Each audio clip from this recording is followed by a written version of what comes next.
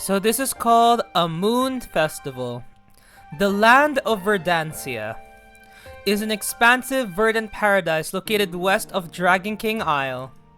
Its luxuriant foliage growth yielded by the sacred Yggdrasil has inhibited all form of development. Its inhabitants, beastonoids, demi-humans, chimaeras, and vagrants have all adapted to nature's brutal means. Artifacts reported include exotic plants and fruit, as well as a spring of magic. However, the Yggdrasil itself remains untouched as it is deemed sacred. Investigation of any sort is out of the question. Layers have spearheaded the development of civilizations and nations building. With the Yggdrasil being the lair of Verdancia, it would naturally be a primary factor in the formation of a political unit. Yet, because it has been left untouched, that never came into fruition. Even when the rest of the world plunges into chaos once again, the people of Verdancia continue about their carefree lives, partying endlessly with nothing better to do than run wild. Oh, look! It really is the moon! The Yggdrasil fills the air with its mana.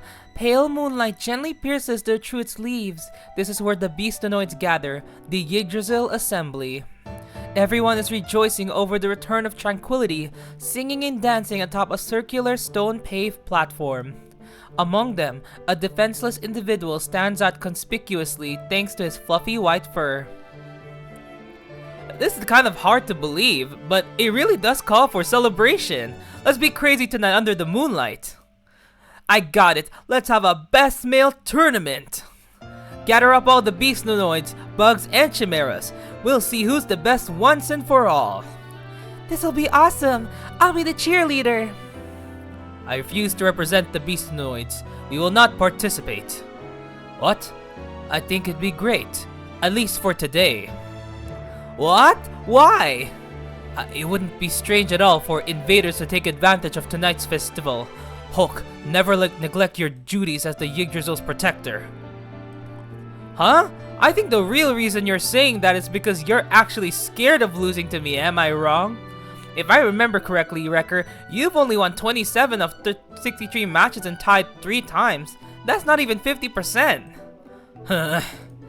Wrecker angrily kicks the ground, refusing to accept Hulk's reasoning despite using all 4 arms to brace himself in battle formation at the whim of Wrecker's aggression. Hulk's reflex proves too slow. Whoa! Wrecker's kick was so marvelously fast, slow, and forceful, a giant such as Hulk could never envisioned it. Calling it a foot sweep doesn't even give it justice. You have no right to get a rise out of me given your own losing streak. Moreover, you always resort to those shameful underhanded tricks.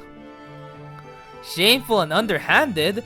Not at all. I merely spoke to the muscles within you that are just dying of thirst. Hulk squints in pain, brushing his arrogantly glossy black wings as he stands back up. A single blow, no matter how powerful, won't ruin his fighting spirit. I know more than anyone how unsatisfied those muscles of yours are. What's this? You've reached for your bow? You really want to shoot, don't ya? Wrecker ballistically draws his bow, its sharp, radiant spearhead aimed straight for Hulk. Hey, settle down, both of you. I see you blushing through those glasses. You're such a brave fellow, Wrecker. Save your breath. You really want to go through with this best male tournament knowing full well you won't take first place? Whoa. You gotta aim for first place if you're gonna do it. Hey guys, it's raid time, y'all. Raid time, you hear? An enemy?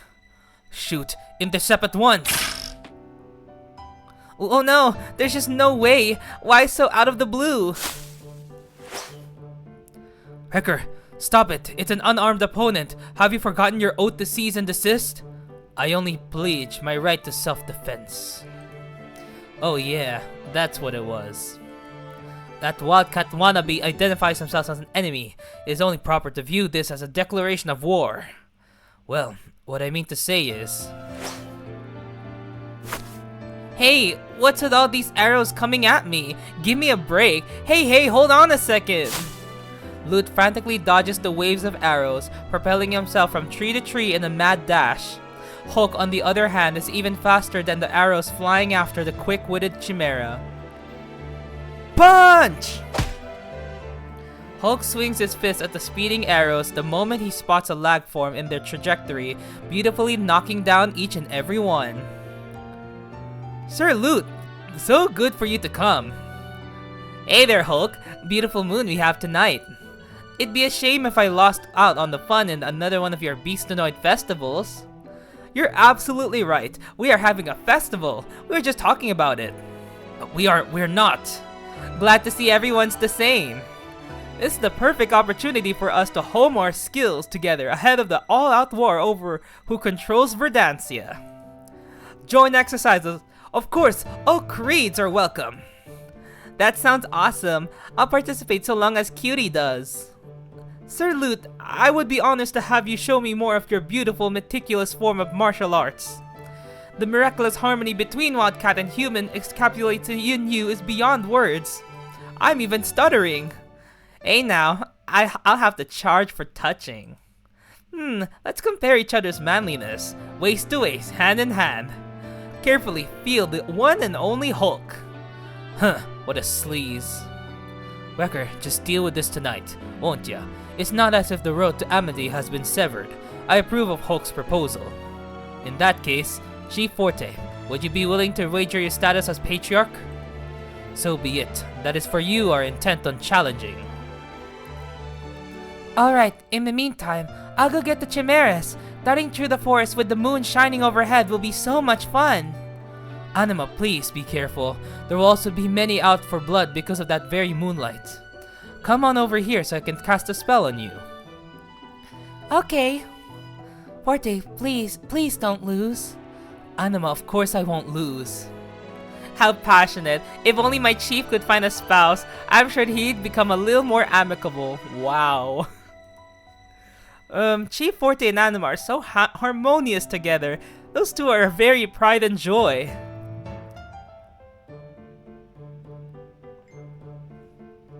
Wow, the air is so crisp.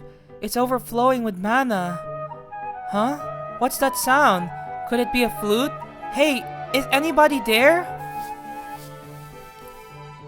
Oh, who are you? Hey, white fluff over there. Yeah, you. Beastnoids are always keenly aware of the presence of others, but it would seem that Anima is completely taken aback by the unexpected greeting from behind. Oh, hi, nice to meet you. My name's Anima. It's a wonderful night, isn't it? The man's lower half of it is that of a goat, supported by powerful hooves. His body's clean-cut and adorned with brilliant horns. The man could easily make a name for himself in a best male tournament, yet he's a complete stranger to Anima.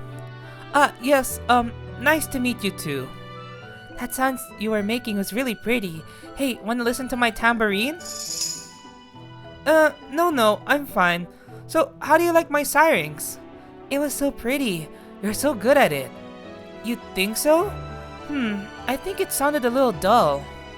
What's strange, though, is that I really thought I had sensed the scent here. The horned stranger suddenly digs his face into Anima's fluffy chest hair and takes a deep inhale. Even for an impulsive Verdansian beastonoid, this was rather brazen. This is the smell. Just as I thought. Hey, hold on there. Stop it. Sorry, my bad. Huh? The horned stranger puckers his face salaciously, appearing to be in deep thought. Forte warned of letting his guard down, but Anima's often amiability gets the better of him. No worries. Hey, you have such a neat smell. I love it. Hey, Anima, where's your other half? Huh? Are you talking about Forte? Just trace the path I took here. All the beastonoids gather at the Yggdrasil assembly. Come to mention it, we're starting a festival now. Wanna come? You like flutes, right? You should play your flutes with everyone. A festival, huh? Thanks, Anima. I'm in a hurry, so I'll catch you later. It seems now that the horned stranger's worries have cleared up for now. Every beastonoid has their own territory, which is why Anima decides not to press him with any more questions. Already? Okay, take care. Oh no, I forgot to ask his name. Located on the eastern coast of Verdantian lands is a village which was once a penal colony for outlaws and those with nowhere to go. Led by Ominous Hawk, aka Sidley, the village is a self-declared autonomous region run by persecuted Chimaeras. Chimaeras are human beastonoid hybrids. Historically, racism between creeds was rare on El Dorado, given how many species thrive.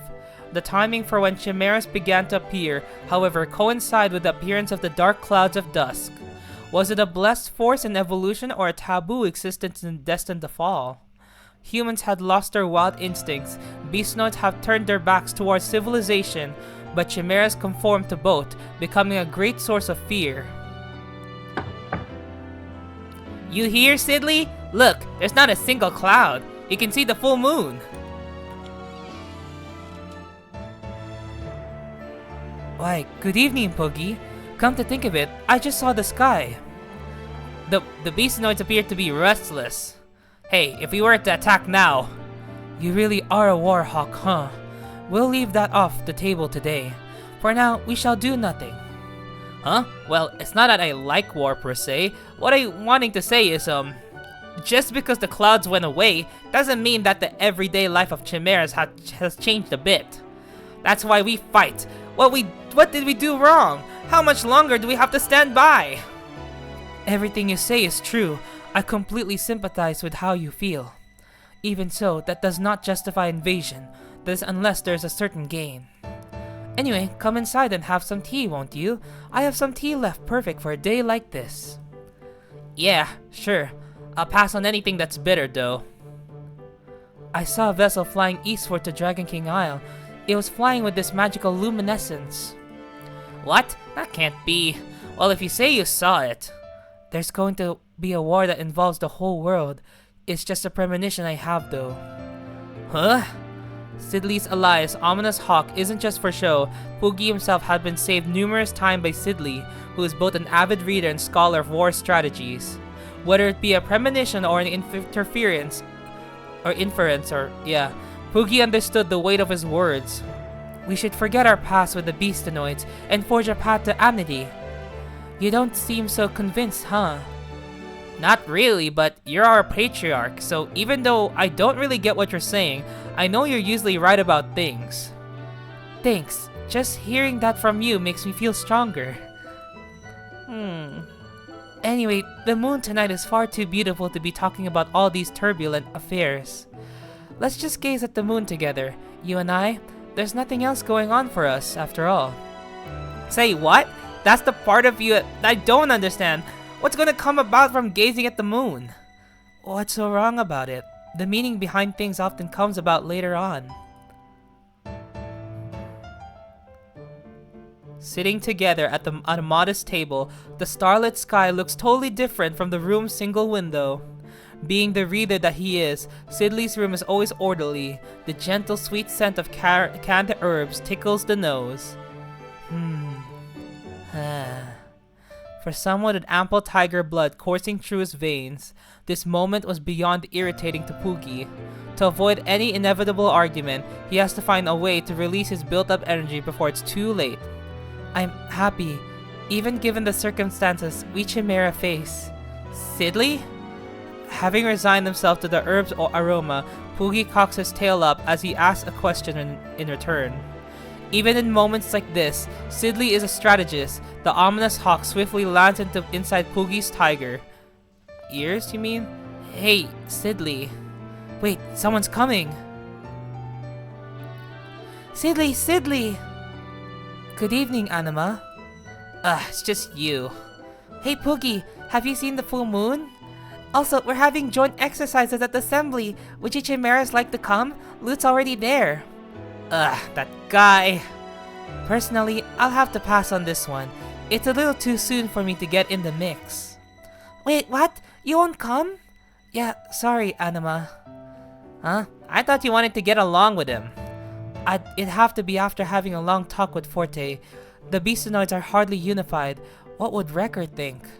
You mean that stupid deer? Pookie becomes enraged just from hearing his name. Pookie, he touts the superiority of the Chimaeras as on very bad terms with Wrecker. See, it just instantly result in a huge quarrel. No, it wouldn't. Well, I guess you're right. Furthermore, there must be other ways to forge amity. Here, have some of your favorite apple tea, Anima. Wow, it smells so good. I'll just have to relax here for a spell. Oh, hey Sidley, do you know the guy I met in the forest? His upper half was human like you, but with horns. His lower half looked like a goat. Also, he really knows how to play the syrinx, and he smells amazing. What? What's up with that guy? It wasn't the centaur in your bunch, was it? Wait! Is that Forrest? Hold on, that's kinda, it's probably not, but like, that would be kinda interesting. Huh? No one I know, sadly.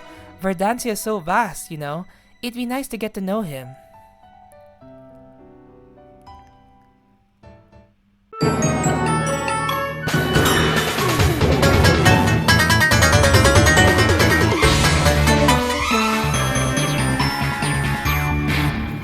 Salutations, my name is Drunker, and today we are back with another episode of another Eidos of Dragon Vein R.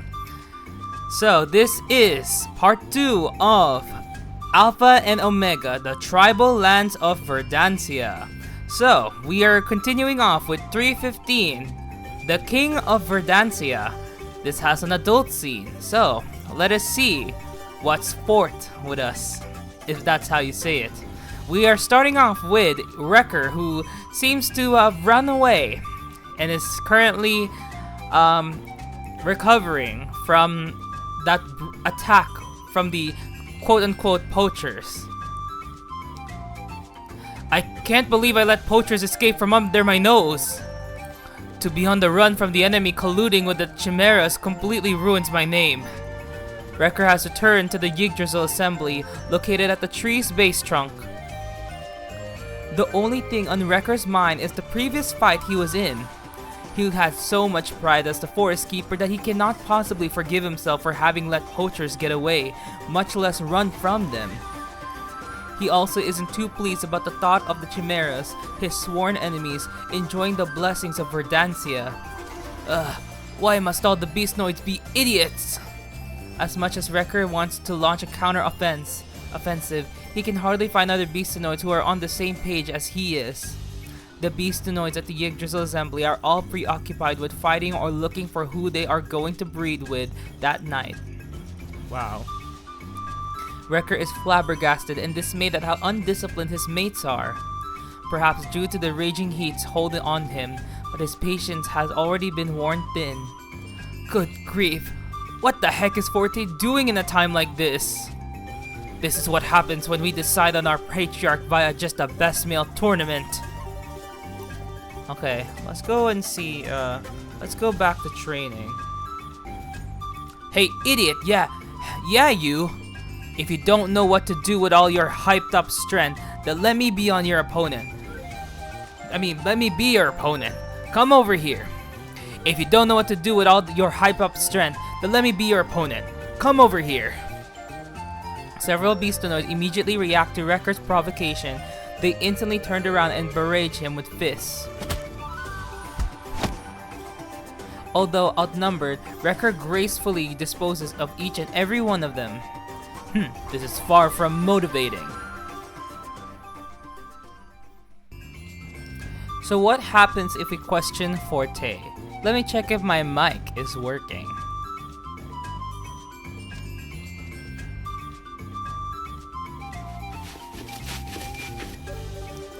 Forte, where the hell are you? The beastinoids of Verdansia offer their prayers to the Yggdrasil. Its massive base trunk is viewed as sacred ground. Wrecker hollers in an attempt to find Forte. Although he does revere the Yggdrasil, his current flight constitutes an emergency. Nothing will get solved by a prayer alone. We must unite at once. Forte is so terrible at thinking that he is practically insipid in Wrecker's eyes. Sick and tired of all the problems that are now piling up, Forte is most likely cowering in place at the Yggdrasil. Or at least that was what Wrecker had anticipated. Huh? Countless roots towards above like a surging wall. From the gaps, passionate moanings can be heard. Damn it! Who would be stupid enough to be caught up in impurity at the Yggdrasil? What a fool! I'm gonna beat some sense into you!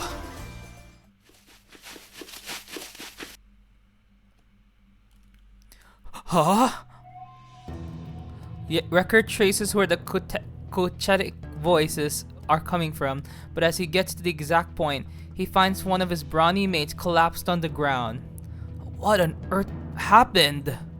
Expecting to find his mate covered in wounds, he instead finds himself in a trance, foaming at the mouth. His paralyzed fingers indicate that he has fallen victim to some sort of poison. Is that Forte? Ooh. Ooh! Now what's up with you? The man appearing before him certainly looks like Forte, but his body is adorned with leaves and vines. Okay. His typical gentle demeanor is nowhere to be found.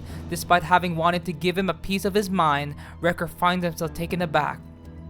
Why do you look like that? What the hell are you doing? Quit being so loud. You're on our sacred ground. Like I'm gonna let you of all people tell me that. This has to be your doing, Forte. Of course it is.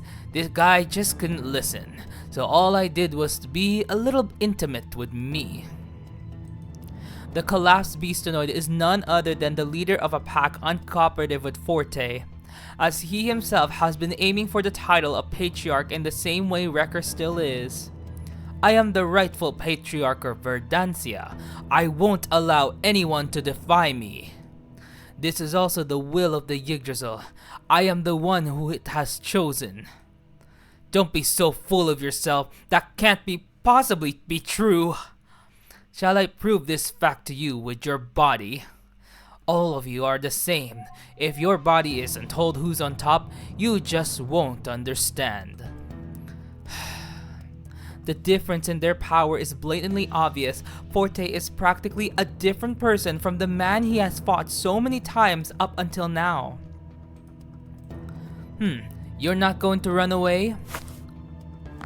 I will not let you insult me! Forte's enormous sweaty body steps ever closer to Wrecker, who is stepping back with his bow aimed straight at him. The immensely powerful, sexually alluring musk exuding from Forte is enough to throw off his concentration and cloud the back of his mind. How shall we settle this matter? By arguing? Your specialty? I still have a fair chance of winning, you know. Well, that doesn't sound appealing, does it? I know you prefer brute force. Damn it! Wrecker accidentally loses his composure and shoots his arrows from being startled by vines coiling around the very arm he was using to hold his bow. Ooh. Even if he had aimed it properly, Wrecker lacked the resolution for it to hit his mark. Effortlessly dodging the arrow, Forte grabs him by the arm with tremendous force. You know, I'm well aware of how hard you get right here to the point it hurts each time you lose to me. Do you even have the will to win? You're the only I know who gets a thrill out of losing. Shut up! Wrecker loves sadism and being the victim of it, the perverse dark side of being an herbivore. Wow, you did not have to expose him like that. Golly. How could I possibly enjoy losing? Oh, Lord, wouldn't he have mercy. Stop it right now, Forte. If you were your normal self, you wouldn't be like this. No matter how many times I look at you, you have a very arousing body. Forte's breathing becomes even heavier. We must unite at once. You are absolutely right, Wrecker. We ought to become far more intimate than ever before. Even with the Chimaeras whom you despise, that is also what the Yggdrasil wishes. You must be joking. Who would ever do such a thing with the likes of them? I figured you would say that. No matter though, we will soon understand one another just fine. Huh? Huh? As Forte defiantly laughs, the plants surrounding Wrecker constrict his body as if they were ropes. What a great ass you have. I'm gonna stick it in. Surely that's fine. Wait, hold on! Forte begins to fondle Wrecker's body from behind. Of course, the massive slab of meat placed in between Wrecker's butt cheeks is not Forte's thighs. Nay, it is Forte's tremendous manhood just dying to penetrate him. Huh?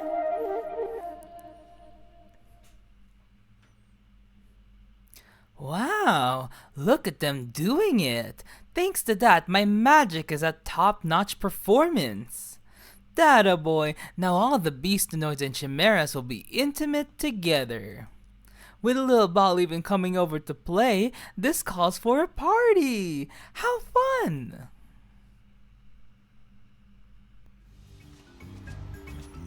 Ooh!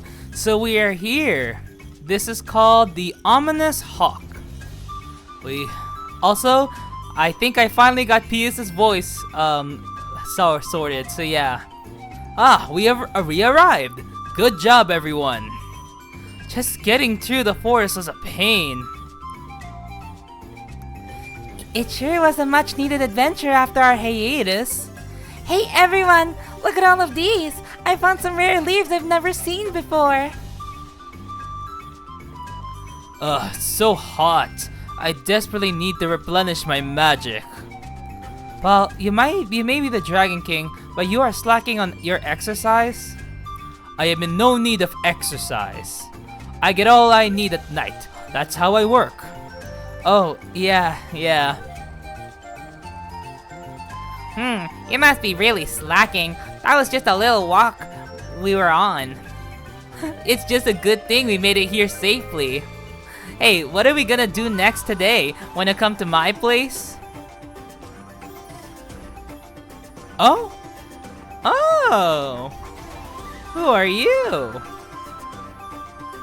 Wow. Whoa, I feel how everyone's staring at us.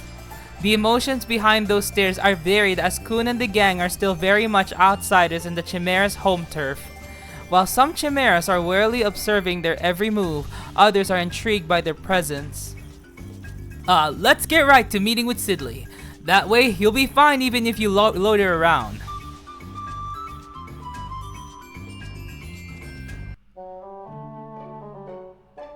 That was sudden.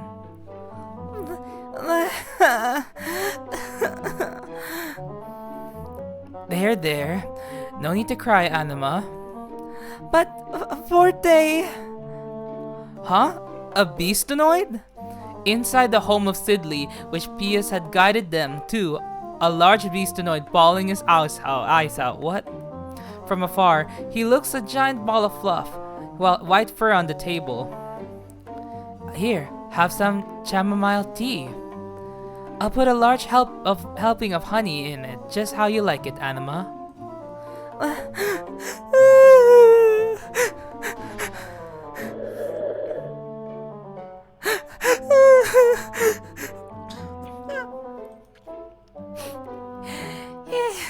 Yay! This is so good. Wow, you changed so quickly. What's up, Sidley? I see that Anima's also here. My, I sure have a lot of visitors today, don't I? I had a feeling that this would happen, but I don't have anything out of such an occasion. P.S. You wouldn't happen to have completed making that sedative, have you? Because, well, the Beastonoids appear to be in far worse shape than us Chimaeras. That's horrible. Unfortunately, I still haven't completed it. I failed at the compounding stage and ran out of herbs in the process. I've been having these guys be my assistant to collect more along the way here since they have something to talk to you about. I see. Sit down, everyone. I'll make some tea. Oh, I love Sidley's design. He looks so cool. The pure aroma of the herbal tea offered by Sidley melts away the fatigue brought on by adventure. I love herbal teas. Sadly, the herbs I use as of late have either had too strong of an aroma or an anticipated side effect. For now, I'm getting by with past inventory. I feel like this may be what's affecting the refining process of the sedative that you're developing. I knew it! I've also felt that the effects of all my herbs are all over the place. I thought if I tried being extra careful the next time, that I'd manage to concoct it correctly, but the outcome was the same. Is that really possible though? I'm not a botanist, so I wouldn't know for sure. You could use the same herbs, but depending on the season and what part you use, the effect could be totally different. What's been going on though is a first for me.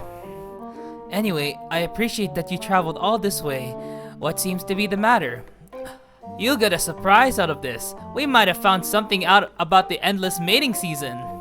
Ta-da! First, feast your eyes on this. A dragon hybrid chimera. Huh? You're calling me a chimera? You must be...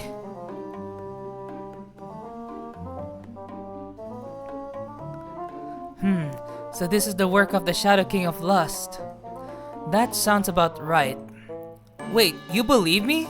Of course I do. I've had the hunch that a formidable force was at work. Furthermore, there's something about your aura that is so persuasive. Divine dragon power fused into a human form. Though I myself may be a chimera, having such a mystical being before my very eyes stirs up anxiety. Well, you're getting anxious because of Baal's musk. Wait, I thought it was your musk. The Shadow Kings of Sinful Desire, huh? I have indeed briefly read about them once before in an ancient document. Alas, I know nothing of the Shadow King of Sinful Desire, who dwells here in Verdansia. I haven't a clue as to where the Grand Lair of Verdansia would even be located. We Chimaeras are simply a tribe that washed ashore here in recent history. Anima, do you know anything at all? Nope, not one bit. Wait, Forte and Wrecker might know. They sure know a lot about everything. Oh, Forte. What's going on? Forte is the patriarch of the Beastonoids, the one who unites them together. He's a warrior worthy of respect and has been magnanimous in his cooperative stance towards us Chimaeras. For some reason or another, his lover Anima here claims that he's become ferocious. Forte would never do something like that. Something strange has happened to him.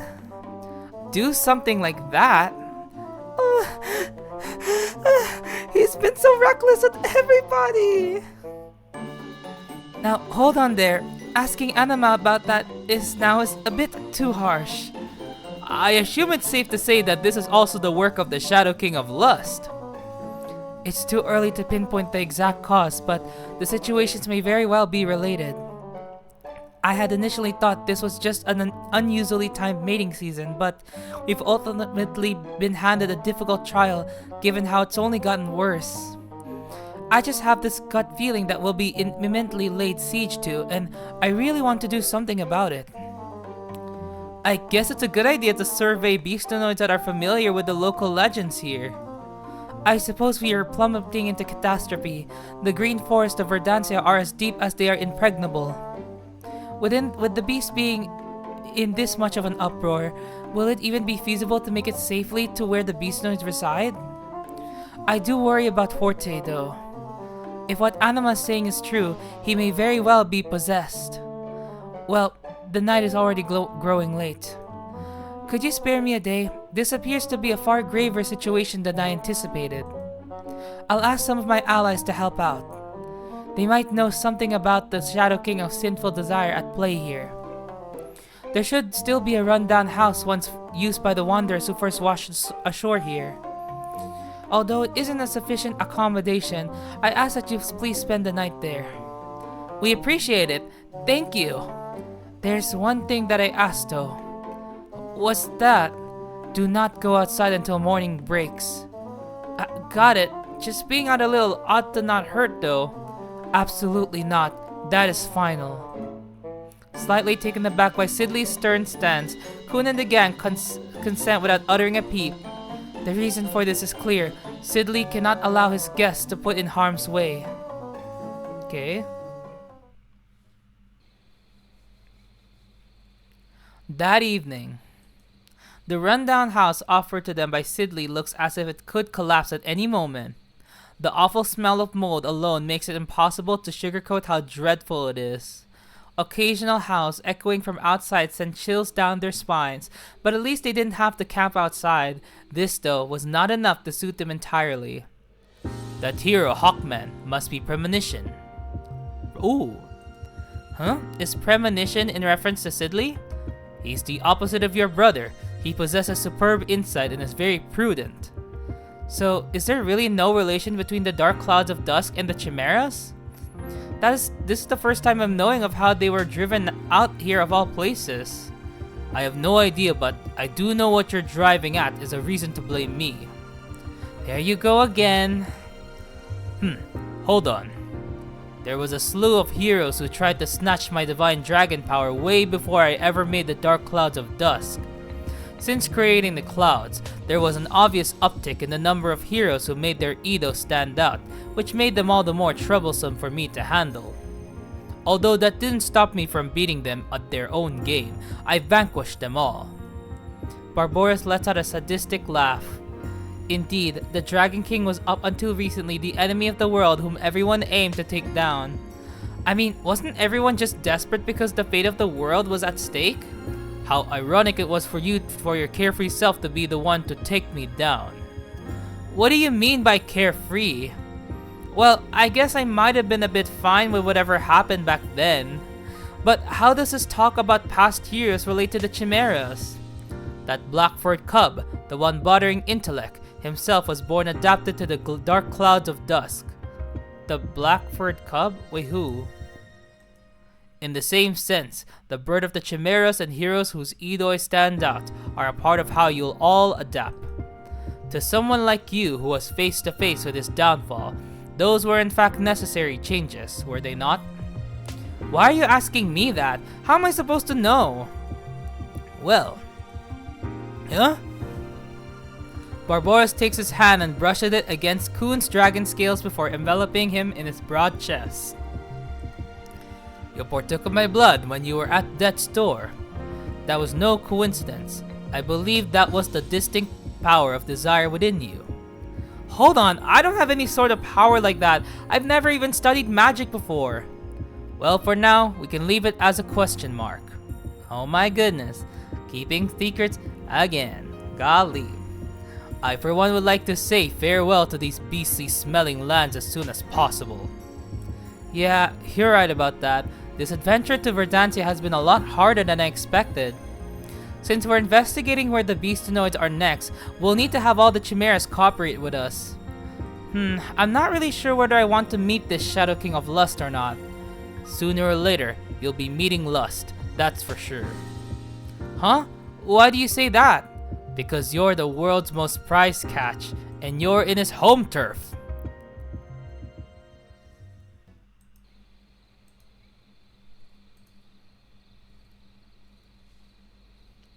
This is called Let's Get Intimate. In the forest on the outskirts of the Chimaera Autonomous Territory, Kun and the gang are staying at an abandoned house. The squalls that blow against it are so hot that it causes the interior to be excruciatingly hot even in the dead of night. One could say this was a remnant of those who pioneered from abroad to Verdantia and had made this rundown place their abode. Oh? There sure won't be any excitement in bed tonight with it being like this. Nah, just kidding. The floor beneath them feels as if it might give way at any moment, given how rambunctious Barboras gets. He may very well destroy the whole house. Wow. Silly did say not to go outside, but... I feel like I'm gonna pee myself. Surely going outside for that will be fine.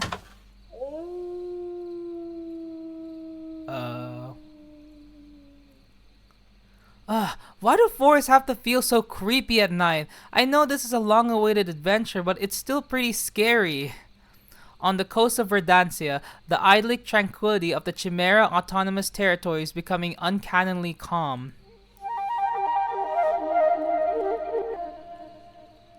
Is that a flute? How can that be?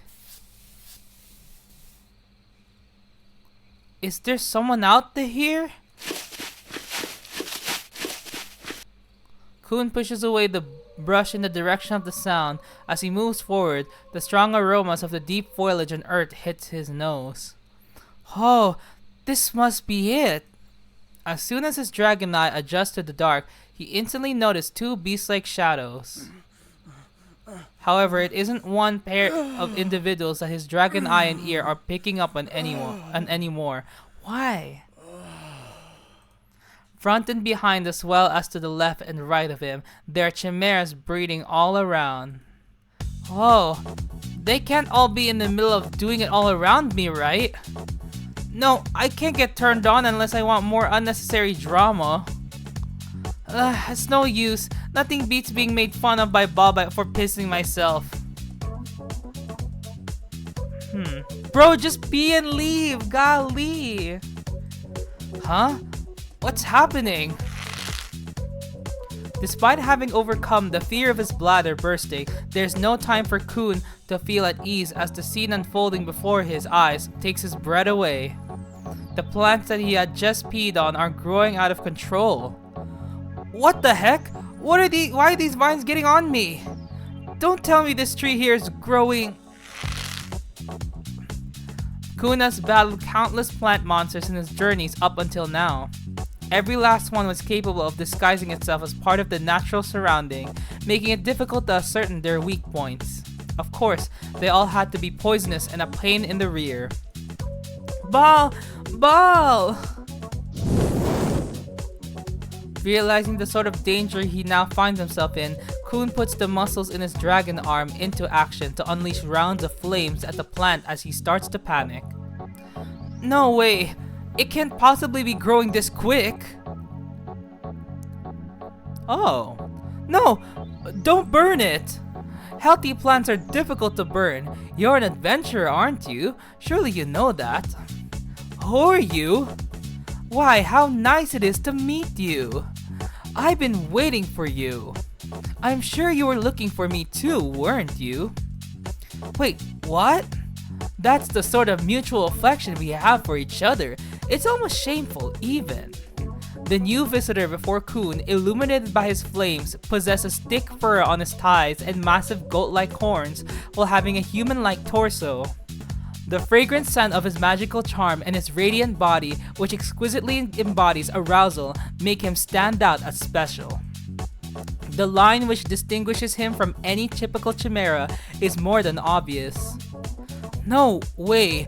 Are you the Shadow King of Lust? Bingo, bingo! You're absolutely right! This is I am none other than Asmon, the Shadow King of Lust, and you must be the half-dragon warrior Kun. I'm gonna do the adult scene first because it actually shows a bit more. And also, the outcomes is still the same. Kun is utterly bewitched by Asmon's celestial appearance. This is the exact moment the Shadow King of Lust needs to prance right behind Kun.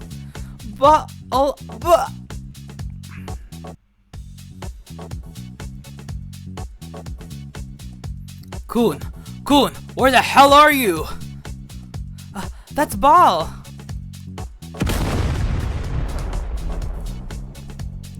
You really think that grass is going to stop me? Crap, this is risky for me. Your boyfriend is pretty violent.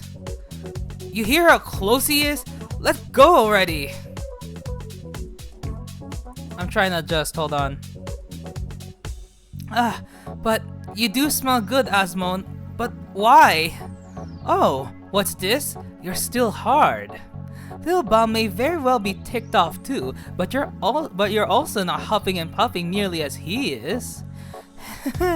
Well, care to kiss me goodbye? Oops, sorry. I just had to. Huh? You should see how red your face is. I can't help but laugh. Quit laughing at me. Well, Lil Ball's pretty mad, so we'd best go. I just wouldn't be able to win a fight after all.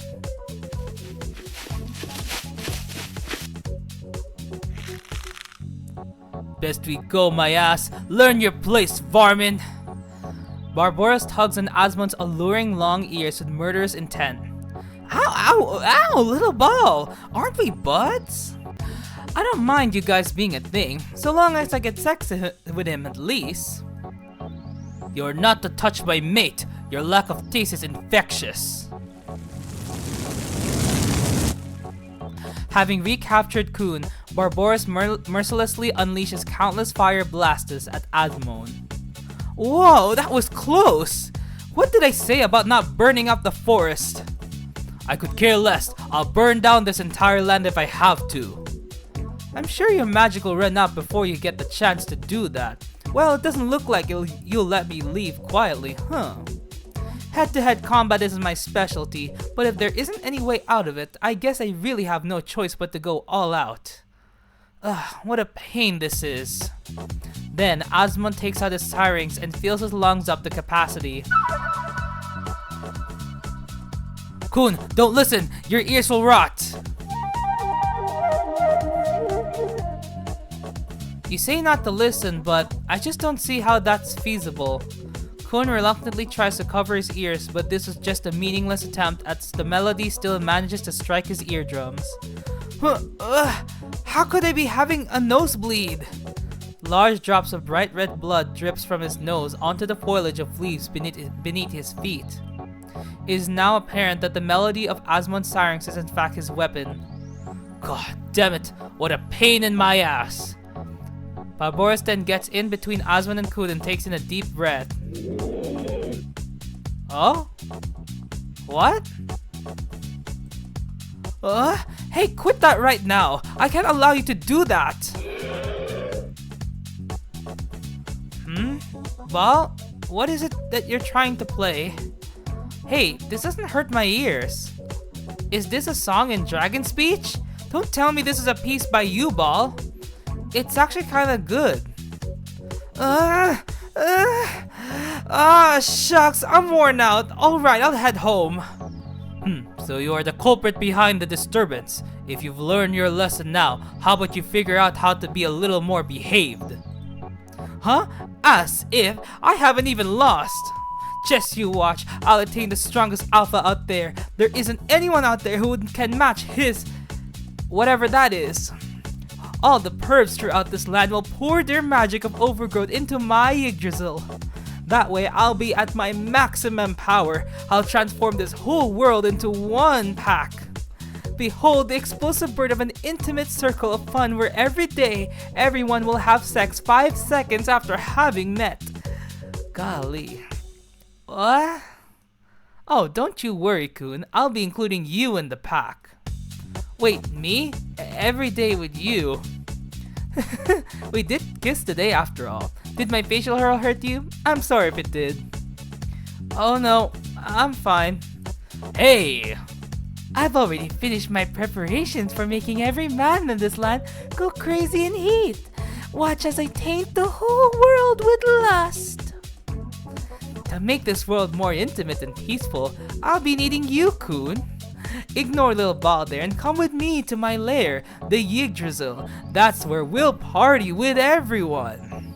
So long as I get you to join, everyone will get intimate with each other. Then I'll have the happy ending I've always dreamed of. Wow. In that case, I'll just go destroy the Yggdrasil. Oh, Ball, there's no need for you to come. Alrighty, bye-bye. I sure love you, Kun. You know we're definitely going there, right? Huh? What exactly would we be going all the way there for? We don't even have to. I am going to show that flippant bastard what true love actually is. I'll make him understand. What? Didn't you hear him? He's converting the sexual desires of all the beasts into his magic. You heard how he mentioned his lair is the Yggdrasil, right? That lair is not underground. With the Yggdrasil having spread its roots in this land, that means the whole of it is still his lair. You and I are already entrenched inside his territory. We've already lost any path out. Barboris points out how the forest is already completely different to what it was hours ago, proving how their surroundings are like any other lair an adventurer would explore. We have no other choice but to make our stand. I guess so, but it seems strange that you're the one up for all of this. Ugh, I honestly thought it would be much easier to settle this than it's turning out. Is Asmon really a Shadow King? He doesn't seem anything like the others. You're right about that. He's the lowest, scummiest of them all. Thus the title of lust. He's the sinful desire that's now manifested himself because none of you ever know how to break yourselves free from lust. Huh? You know, I was actually beginning to think you were actually the Shadow King of Lust. Kun, pretty much everyone in this, anyone can literally take his position. I don't know, I don't understand why there even needs to be a lust category here. And this early on, golly. Don't make me laugh. I am a dragon who lives by love. If I were a Shadow King, I would be the Shadow King of Love. Huh. Really? Not gonna lie? No. I don't think you would. Hold on right there. What are you babbling on about now? We're heading back.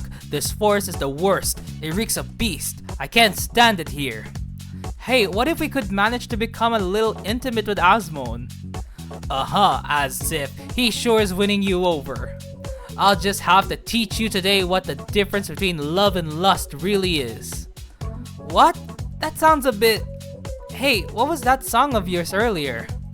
It was good, but yeah, what gives?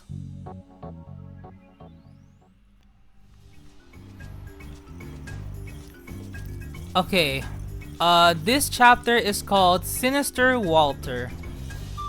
The next morning in the Chimera Autonomous Territory, Kun and the gang have linked up with Sidley, the patriarch of the Chimaeras. The topic of discussion is none other than... So, you had an encounter with the Shadow King of Lust last night. And the Shadow King himself invited you to the Yggdrasil, is that right? Although it certainly feels like a trap, we have no choice but to go. I'm also particularly worried about how he had mentioned Forte. Everything being said, I should stay behind and investigate how the plants have changed. Plus, while I'm at it, I'll have a study bonanza over the Chimaeras and their mating season. Forte. This'll be perfect. Isn't he the one at fault? I'll just have to punish him for you. No, there can't be any fighting at the Yggdrasil. The Yggdrasil Assembly is supposed to be a place of where all the beastonoids can enjoy themselves at the foot of its base roots. Is the Yggdrasil that huge tree you can see in the distance? The Yggdrasil is an object of worship that the beastonoids pray to. It is so grandiose and shrouded in mystery that even I am in awe of it. How should we go about going there? Oh, well, that involves having to go through the deep forest in Verdantia's interior. Whoa, that really gonna fly for you? You are being chased by lots of beasts just on the way here, you know. They'll just keep coming at you because of your smells. You'll be dealt with before you even reach the Yggdrasil, that's for sure. Sidley, I know this has to be a trap to lure these guys in, I just know it. I wonder. Anyway, leaves the forest to us. The situation doesn't concern outsiders. Poogie, I understand where you're coming from, but this problem cannot be solved via our strength alone. We may be the one being affected, but we haven't even managed to guess who the true enemy was. To think that this recent series of abnormalities is all due to sinful desire. The perverted Shadow King, no less. That just really makes me laugh. This can't be for real, right? I know, right? Way too funny. How come we can't leave things the way they are? Would it really be that bad if everyone turned into pervs? Idiot! You're saying we should bang with the beastonoids? Meanie, I'm not one of your buds? Well, I didn't mean it that way. Yeah, well, boys and girls alike, beastonoids are all fluffy and feel good. Listen up, something's even affecting the plants. This is a major situation. Even you've been having your perverted side flare up, am I right? I know all about it. You're hearing me? Poogie! Just joking. Don't be so scary like that. Kun has already experienced being attacked by the enemy, which proves how easy it is for the enemy to go on the offensive. If we neglect this dilemma, we won't have our sanity for much longer even during the daytime. We'll become complete pervs. Sorry, yes, this is serious. We currently can't even guarantee that the Beastonoids positioned at the Yggdrasil are safe. Oh no, I really hope everyone's okay. Don't you worry, we'll go rescue them together. But what are we gonna do about these guys getting themselves stuck in the forest? I'm not down for being their bodyguard. As for that, I'm thinking about tasking Walter with that. What? Really? If we were to borrow his smokes, we could somewhat elevate their odors. There's no way he's gonna help out. Beastnoids and Chimaeras are all the same to him. I have so many friends who went missing because they listened to Walter. He's the same with the Beastonoids too. I heard he even mercilessly captured a unicorn. Is this Walter guy really that dangerous? Walter is a genuine poacher and a veteran one at that. He himself is most likely a Chimaera, but he remains in conflict with us. He hunts down the beast of Verdansia. He sells the Beastonoids and Chimaeras indiscriminately to humans with a nefarious intent. Everyone's nose is deceived by his smokes. It is such a powerful tool that robs someone the ability of tracking him, much less knowing his location. I pass. Sidley, teaming up with that guy is just too insane. There has to be another way better than that. If you're gonna go that far, do whatever you want. I'm quite aware of how stubborn you are. Huh? We'll be heading to the Yggdrasil ahead of you. If that perverted Shadow King or whatever is there, I'll beat the daylights out of him. Ain't that right, Loot? You sure will. No, I won't allow that. Who knows what would happen to you if you faced off with beasts or the Beastonoids in their savage state. I figured out what's so scary is the flute melody. Their stride isn't too out of the ordinary, am I wrong? I'm sure we'll be fine so long as we plug our ears and shout as loud as we can. I haven't actually tried though. If it all goes well, we could make the Beastnoids adapt to us. When that happens, we'll have you put in the good word to Forte, Anima. Huh? Me? But if Forte might be in danger, we need to hurry. Please save Forte. Alright, leave it to us. Sidley, so that thing earlier with me, that was cause of that pervy Shadow King, right? No, that's different. Chill. You and I may have clashing opinions at times, but I do believe in you. Figure something out with Walter on your end, but I may just have all this settled by then. I'm scared of Walter too. See you later, Sidley. Without heeding to what Sidley had to see, Poogie and Loot leave everyone else at neck break, fleeing speed fitting for a tiger and wildcat. Wait! Damn, I anticipate this would have happened, but... Whoa, Sidley's mad. This is a rare sight. I'm not mad. Sorry, I hate how you all had to see me this way. They're just the kind of simpletons perfect for becoming prey to lust. There's no way they'll be matched for him, but they could buy us time. What would happen if you lost to the Shadow King? Now I wouldn't be able to tell you for certain. Losing to lust would likely result in drowning in lust and being made to supply him with magic. So this is a race against time. First off, I'll have you all meet with Walter. I'll lead the way there and negotiate for you.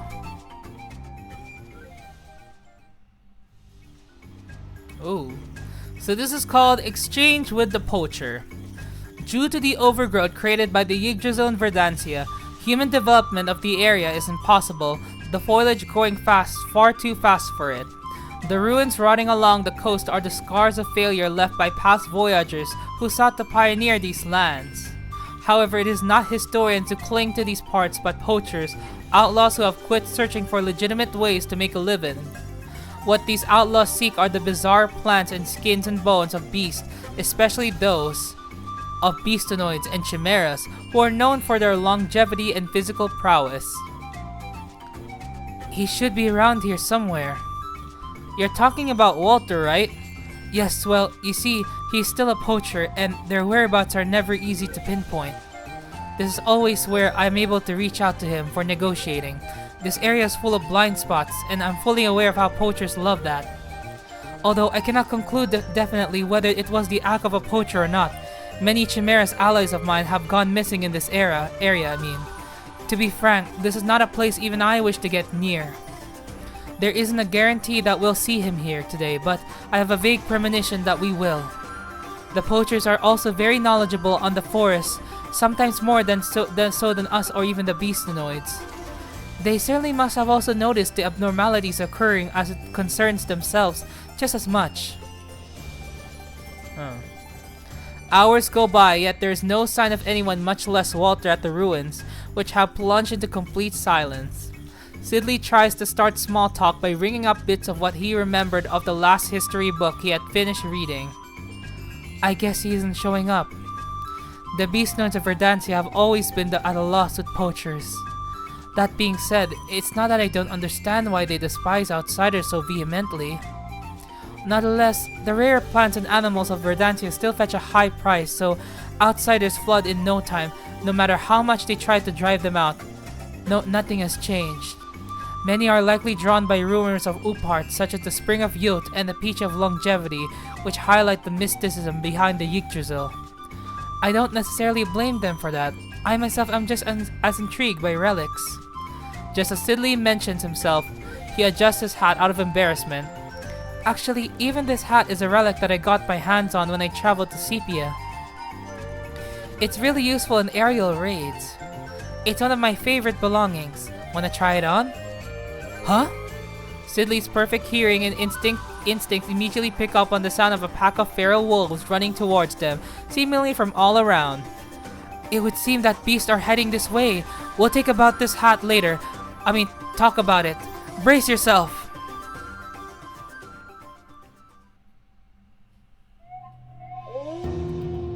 This is called Sin-Indulging Hunter. This number of beasts is not normal. What's happening? I know my smell attracts them to a certain degree, but this is way too many. They're not even afraid of fire. Wait! There's another distinct voice that can be heard among the wolves howling. Huh? I can't tell at all. It has to be the leader of the pack.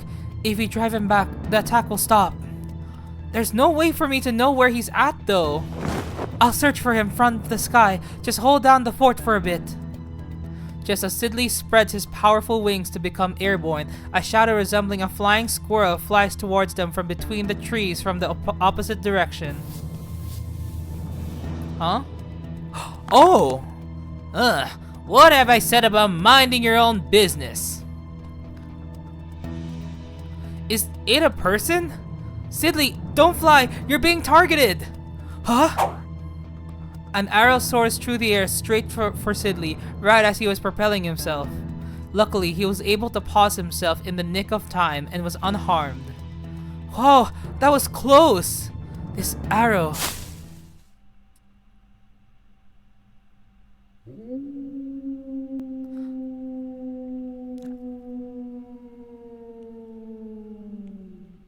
I'll let you do your thing.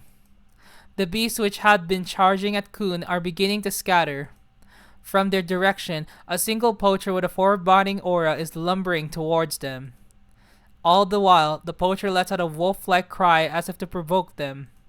The poacher hides his facial expressions with a mask.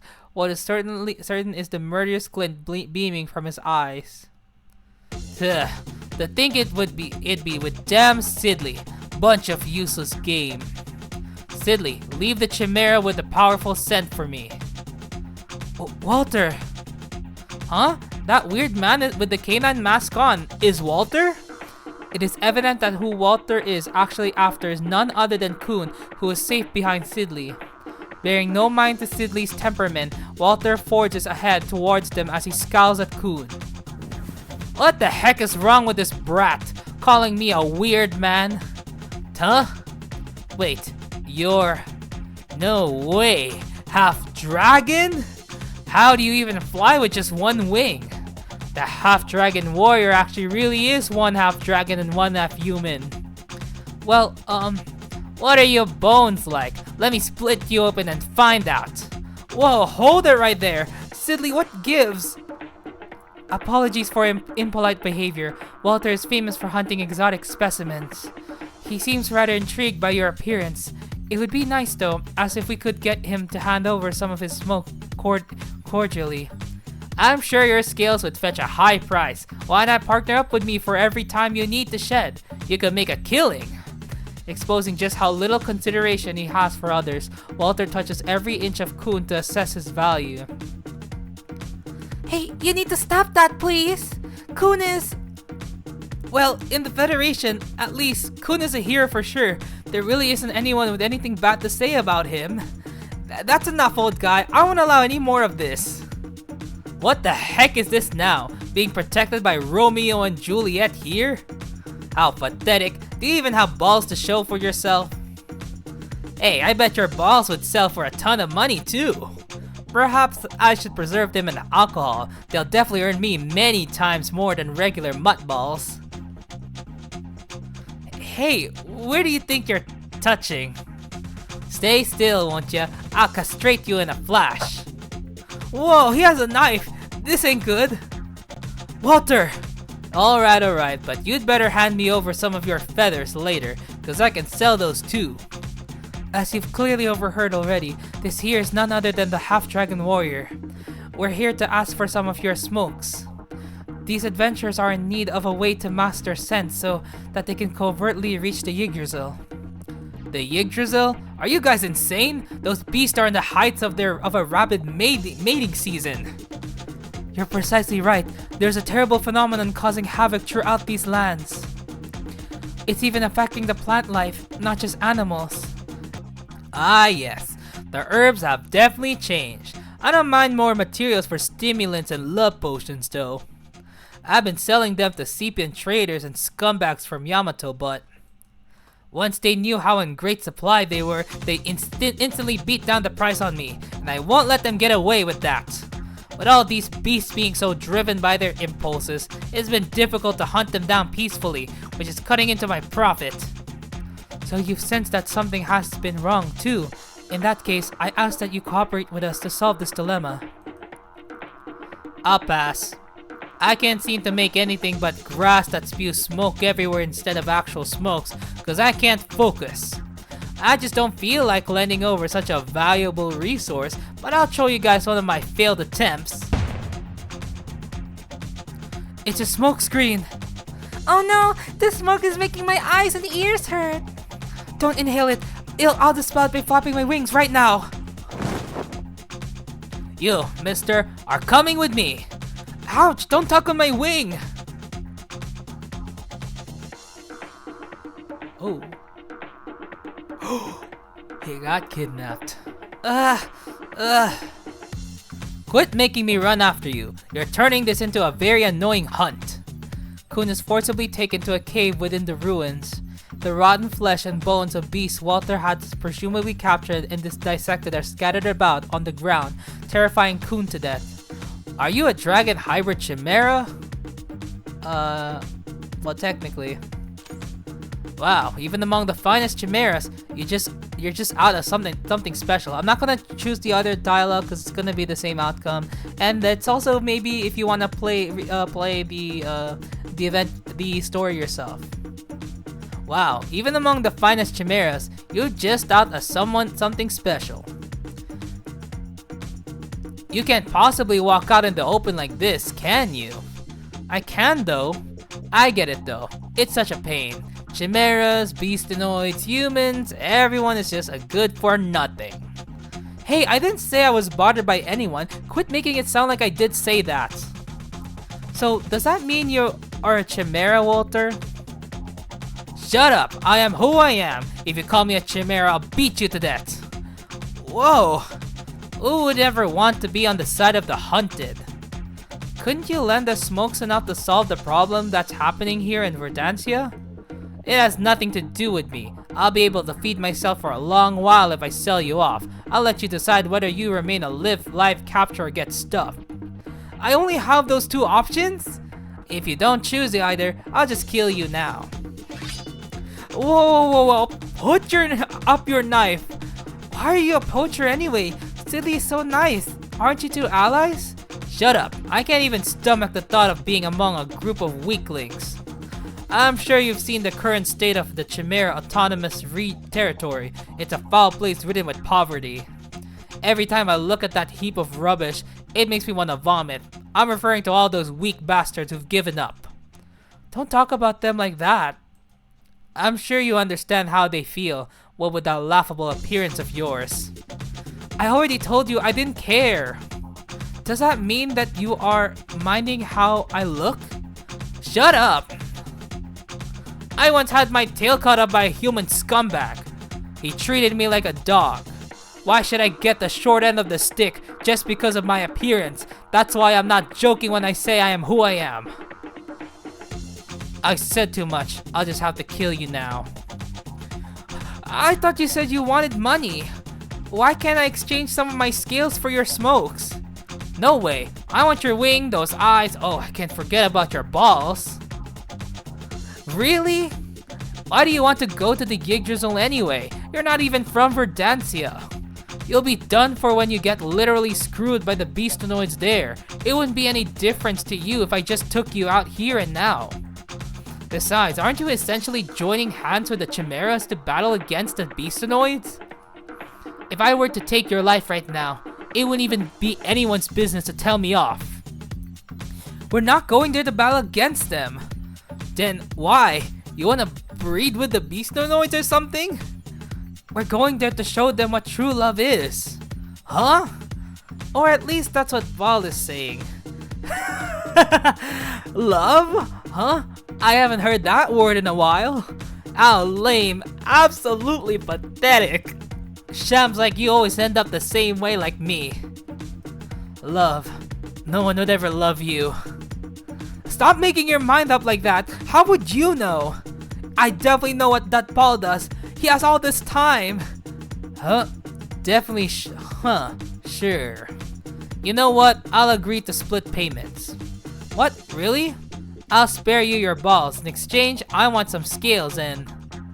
The conditions with which Walter laid out at least spared Kuna's life. There was no longer any time to fret over the sharp blade of Walter's hunting sword, making its mark on him. Alright, deal. Oh, I'm definitely going to make you regret ever mentioning love to a man like me. Show yourself, you skanky thief! Burning up a man like you would be a piece of cake! Server Boris is right. Return Stern husband at once!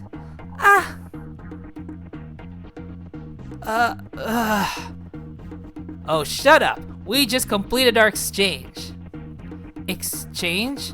That's right. I received my share, don't you worry. Walter lets out an unsettling laugh as he shows off several sparkling red scales. How dare you! It's fine, Val. I was able to get the smokes we need. I actually did exchange scales for them.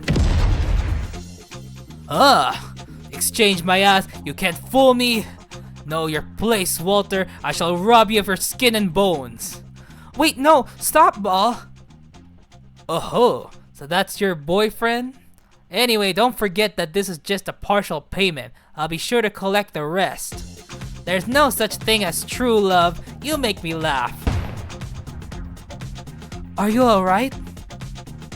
Look, you're bleeding! It's no big deal. It's not much, really.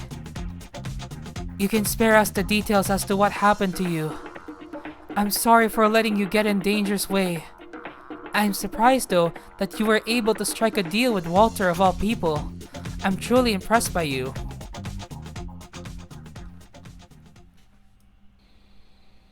Oh?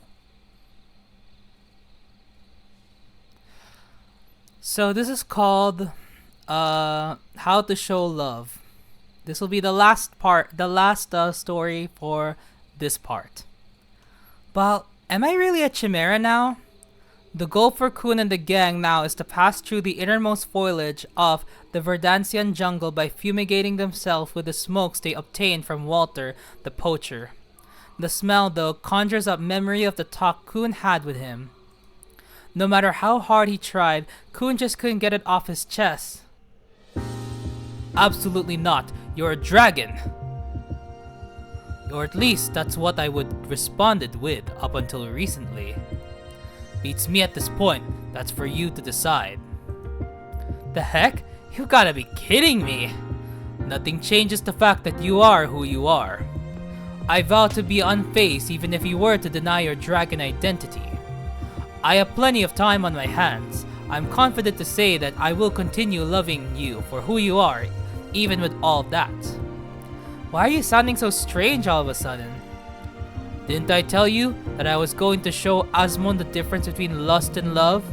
Do you understand why? Cause that sounds cool? Be for real. You should know that it isn't why. Listen up. If I don't, the battle can never be won. Asmon has already obtained the power of overgrowth, which surpasses that of my flames. Despite the magnitude of his magic, he is already capable of strutting around on land. We've already lost the chance of driving him back via the magic of flame as we did with Jade. What's worse is that you and I are in the middle of a forest where we're practically in his hand. You got a point. That sounds super bad already. Now I'm getting scared about this. Hold right there. If we stay like this, we'll just fall right into Asmon's trap. You'll be robbed of your magic and end up having the sex 5 seconds after meeting anyone. Surely you aren't thinking that wouldn't be so bad, are you? Huh? How'd you figure that out? Remember, I've slept with countless heroes to know that when I see it, but I'm telling you that gets tiring really quickly. I guess you're right. So what makes you think that showing Asmon love will make it so that we beat him? That I am certain of. You're just far too ignorant about the intricacies of magic to know. Then tell him, Barbaros, if he's so ignorant about this. Golly! Having said that, however, we would certainly lose in our current state. I have yet to extract your crystalline good, and you have yet to extract mine. Oh, I do remember you talking about how I must touch the one I've opened my heart to with my dragon arm. What does opening my heart mean? It's not like I hate you. If anything, you're heading towards love. You must choose me, and I must be chosen by you. Huh? So what is love? That is where your emptiness lies. You're seeking the answer from me. Then let me think about it some more. But you're saying that we have to love in order to win. That sounds too much for me. At least that's the case for me. My destiny is to fall in love with the prize cash being chased around. I've thought of various solutions given how there's no time to spare to solve this problem, including making you fall in love with me and exterminating all other men to achieve that end. With newfound resolve, Barbaros moves onward with his cloak fluttering in the wind. Wait, hold on! If that's the case, don't think all of it by yourself. Include me in the mix. We can just be next to each other like this. I don't mind, but I know what we can do. Let's talk about the things we like about each other. Huh? Why? I'm fine with just being next to each other.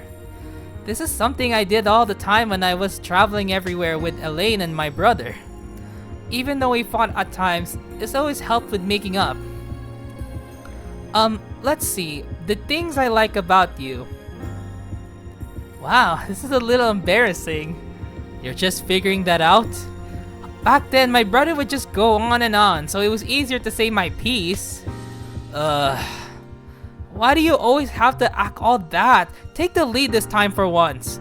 You mean that entire time he's been this whole time chapter from beginning to end, he has taken the lead. You haven't. Golly, Kun. Darn. What about my face? Do you like it? Not my type. What? You know, I'd appreciate it if you at least say that you did like it. You and I are attempting to attain true love. Pointless lies must all be pushed aside now. Huh. I like your face though. I'm sure that has something to do with my dragon musk.